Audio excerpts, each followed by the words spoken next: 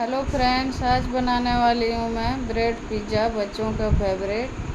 बहुत झटपट बन के तैयार होती है, बहुत टेस्टी होती है, बच्चे खुश हो जाएंगे खा के। तो ये पिज़्ज़ा ज़रूर से बनाइएगा। यहाँ देखिए 1 चम्मच घी में हमने ये ब्रेड को एक तरफ से सेंक लेना है इस तरह से। और उसको सेंकने के बाद यहाँ पिज़्ज़ा सॉस लगा दी है मैंने ब्रेड में। अब ऊपर से हम चीज़ डाल देते हैं। चीज़ डालने के बाद ये कटी हुई प्याज और शिमला मिर्च, टमाटर इसको डाल देते हैं। चिली फ्लेक्स डाल दिए। अब यहाँ पे डाल दूँगी मैं ऑरिगेनो।